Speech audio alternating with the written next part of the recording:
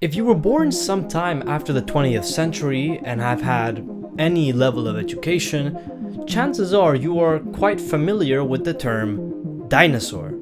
Since their discovery, their sheer size and raw awesomeness has tainted the imaginations of children and adults alike.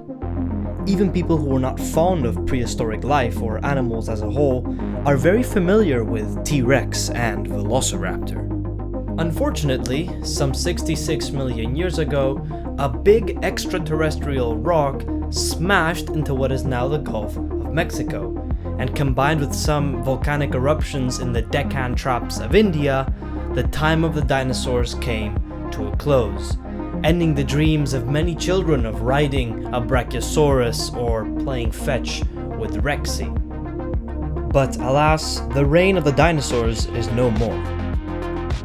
Or at least, that's what we used to think. Dinosaurs are very much with us today, and not in some obscure part of the Congo where they have survived for this long undetected. They aren't just surviving in modern times, but they're thriving and dominating the globe once again. You hear them every morning at sunrise. You see them anytime you look up at the sky. We keep them as pets, wrote with their feathers, and even made McDonald's nuggets out of them. I want this video to be a sort of homage to birds. The average person today does not interact with many other animals throughout their life, except however with our feathery companions, who have managed to live alongside us in our cities, parks, and gardens. We've gotten so used to their presence that we tend to overlook just how unique and truly fascinating animals they are. In this video, I want to show you that even the birds that you can spot any day are worth admiring. One of the key defining features of birds today is what makes them such great flyers, swimmers, and pillows. If you've ever walked through a park or even the city center, chances are that at some point you had your attention drawn to a large and pretty feather. But have you ever asked yourself what it was that you were picking up? I mean, there's really nothing like feathers today. No other animal is completely covered in such versatile, colorful, and strange structures. What you just grabbed and maybe sleeping on every night are highly evolved scales, like reptile scales, like those of crocodiles and lizards. Some of you might have heard that birds are related to dinosaurs, but this idea is not really correct. Birds aren't related to dinosaurs, they are the dinosaurs. Donald Duck isn't any less a dinosaur than a bee is an insect or a Volkswagen is a car. So what makes this a dinosaur? How can chickens or pigeons be in the same group of animals as the tyrant lizard king or the reaper of death? Now I'm going to throw some terminology at you, but don't freak out, I won't test you on it. This is just to give you a better idea of what birds really are. Birds are actually reptiles. This is because they belong to the very large group of animals called the archosaurs. Archosaurs are an ancient lineage and consist of the dinosaurs, including birds, the pterosaurs, which are not flying dinosaurs, and crocodilians. So the closest relatives of dinosaurs today, without being dinosaurs themselves, are crocodiles, alligators, gharials, and the unimaginably diverse variety of relatives that no longer exist today, which are too cool to not make a video on some other day. Within the dinosaurs, birds belong to the classification of theropods, bipedal and mostly carnivorous dinosaurs such as the famous T-Rex. But more specifically, they are Maniraptoran theropods. This group also includes the famous Dromaeosaur family as well as the Troodontids, also known as the raptors from Jurassic Park. Some recent studies suggest that the raptor's shared ancestor with birds, sometime in the Jurassic, may have actually been able to fly or at least glide. And then the birds continued to evolve their flying ability while the raptors stayed more down to earth. Birds are a tremendously ancient lineage, splitting off from the rest of the dinosaurs and taking to the skies 150 million years ago. Though it did take them quite some time to lose their reptilian teeth and claws. Okay, so birds are dinosaurs. Does that make them automatically cool? Well, if you ask me, definitely. But I assure you there are many more reasons to be a bit more excited when you spot a falcon or an eagle. And now that I mentioned it, if there is one group of birds that people tend to be a bit more impressed by, it's the birds of prey. For millennia, we have acknowledged how inspiring they are. Hooked beaks, meat-eating, and raptorial claws. Many nations have used one of them as their national animal or placed them on their flags. And for good reason, as birds of prey are some of the most metal predators in the animal kingdom, even managing to find ways to live among people and our hostile environments.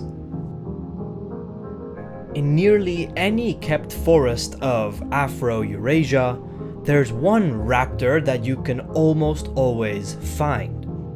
Many people spot them while walking their dog or going for a morning run. Often you'd have no idea they were there until they catch you by surprise as they fly away, or when you hear their distinctive calls echoing through the canopy. I'm of course talking about the common buzzard. Probably the bird of prey that people in Europe most commonly interact with. They can survive in our city parks by hunting anything from mice and voles, small to medium-sized birds, rabbits and hares, but also much smaller prey like beetles and earthworms. What makes buzzards such versatile predators is their incredible eyesight. As they are perched up high on a tree or soaring in the sky, they scan their surroundings with vision that is 6 to 8 times more acute than our own. This allows them to spot the movement of a mouse or a rabbit from hundreds to thousands of meters away. If you've ever done an eye exam, you'd know the struggle of reading the minuscule letters at the bottom of the sheet. The eyesight of a buzzard is so sharp that they could easily read every letter on the test from the other side of a tennis court. But they don't only see the world with higher acuity, but also in more color. We humans have around 3 color receptors in our eyes, allowing us to distinguish around 10 million colors. Buzzards, like all birds, have 4 color receptors, allowing them to perceive up to 10 times more colors than we can. And they can also see into the ultraviolet spectrum, giving buzzards the ability to spot the trails of urine that their prey leaves behind as they forage in the undergrowth, even as they soar 200 meters off the ground. So just keep in mind the next time you go piss in the woods that all the buzzards in the area are going to know. But they are not the only birds of prey that you can come across within the city. The peregrine falcon is the most widely distributed raptor in the world, and makes a meal of more species than any other bird. What makes these speed demons so successful is their mean punch. By flying up over a kilometer into the sky, then singling out one individual prey, and then diving down at them in what is called a stoop, the falcon can clock in at 380 kilometers per hour before punching their target out of the sky or breaking their neck, killing them instantly. To put that into perspective, if you scale up for size, that would be the equivalent of a person punching you at twice the speed of a Formula 1 car. The velocities these guys achieve are so intense that they had to evolve cones in their nostrils that slows down incoming air to allow them to continue breathing while in a stoop. This adaptation being very similar to what we use today to slow down air in turbine engines. Something that I find particularly cool about peregrine falcons is that unlike most birds of prey, they can make a living in our cities. Tall buildings simulate their natural environment of cliff sides, where they can spot birds from a long distance and jump from high altitudes to stoop down at them. Where I live, there is a breeding pair just 20 minutes from my house, where you can see them nearly year-round. And if you get lucky, like my friend did, you can even spot them with a pigeon or small bird in their grasp. Buzzards, peregrines, and other birds of prey are clearly tremendously cool. I only mentioned a fraction of the abilities that raptors have, but I will now move on to some more familiar faces. And what's more familiar than the feral pigeon? These city-loving reptiles are found in every major urban area and thrive among us. But have you ever wondered how they got there? Before the telephone or even the telegram, important information was sent via the humble pigeon. And this was done so for over 5,000 years. But then, once technology took over their role, pigeons were no longer of use to us, and we just kinda let them live around us, later deeming them pests. The reason we use them as messengers in the first place is because they have an unprecedented sense of direction. If you raise a pigeon in a given area, then blindfold it and take it to somewhere far away, the pigeon will somehow fly in a straight line back to their home. It turns out that pigeons have an inbuilt GPS system. As of now, we aren't exactly sure how they do it. It is theorized that they can sense the Earth's magnetic field and therefore know where they are at all times. It's as if you had a compass wired into your brain. And so this made them amazing messengers. On average, carrier pigeons would fly over 1,000 kilometers a day at altitudes of over a kilometer without stopping. They have such an amazing sense of direction that in 1931, a carrier pigeon was released from its coop in Paris, France, to deliver a message all the way to Saigon, Vietnam. It flew a whopping 11,600 kilometers in 24 days.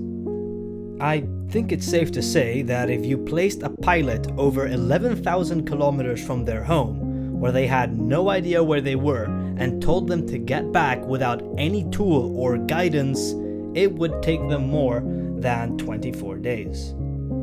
So maybe pigeons deserve a little more of our respect and appreciation, and not label them as flying rats or pests. But they are not the only birds that can thrive in our concrete jungles. There are other species that are particularly resilient and can take advantage of the rare opportunities that arise in human environments. Crows are probably some of the most underappreciated and misunderstood birds. And much like pigeons, they not only survive in the environments we create, but thrive and live pretty comfortably. Every part of the world has its own variant of city-dwelling crow. The American crow of North America, the jackdaw and carrion crow of Europe, the house crow of Asia, or the Taresian crow of Australia. In every major city outside of South America, there is almost always a species of crow that has learnt to live among us. But unlike pigeons, we did not bring them to our cities for our own use. They already lived in the area before we came around. It turns out that crows are so intelligent and resilient that they were able to take advantage of us apes and our settlements independently all over the world. Anyone who's interacted with them before can tell you how intelligent they are. As members of the family Corvidae, which includes everything from ravens to jays and magpies, are considered to be some of the most intelligent animals alive today. With the largest brains of any bird in relation to body size, and twice the density of neurons of primates, crows have learned to navigate and survive in the extremely novel and unfamiliar environment of urban areas. They have learned to drop nuts on roads and wait for cars to crack them open, and to cross the street when the light turns green. They can recognize human faces and hold grudges against people who have done them harm before, also teaching their fellow crows of the threat so that the other birds in the area keep a safe distance and are more wary. They even exhibit strange and complex behavior when they come across a dead member of their species, surrounding the deceased and repeatedly calling to one another, carefully inspecting the body and staying by it for a few minutes. This may be done to teach members of the flock of potential threats in the area, or may be evidence for a deeper emotional intelligence, since crows form lifelong bonds with the members of their flock. They are so much more than boring city birds. They are sophisticated, curious, and deeply social beings, and we are lucky to be able to share our parks and gardens with them.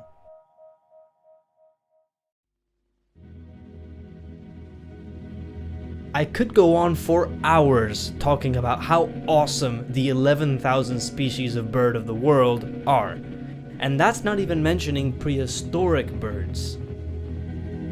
The birds we have today and share our lives with aren't just relics of a bygone age or fascinating creatures to observe.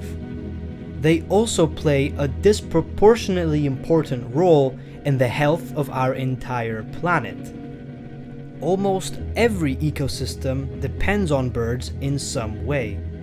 Seed dispersal, pollination, pest control, they serve as predators and as prey, they fertilize our ground, and even remove the parasites and dead skin off of other animals.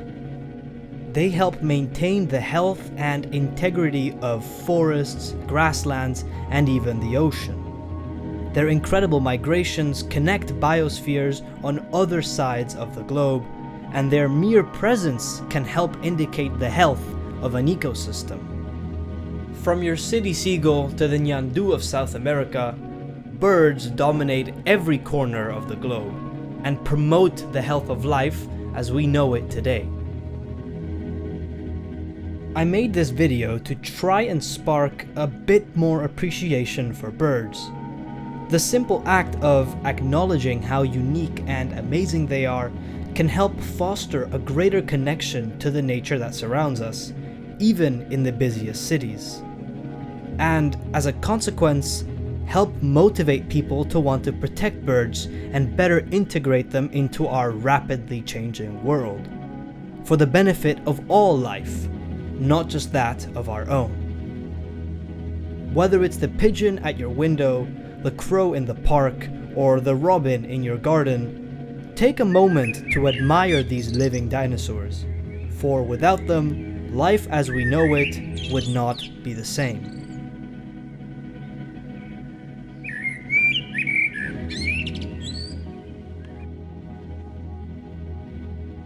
This video took a lot longer to make than I had hoped, but life did its thing and got in the way. Hopefully, as of now, I should have more time to dedicate to making content, and you'll see me more often. Until then, go outside, touch grass, and don't forget to appreciate your local dinosaur.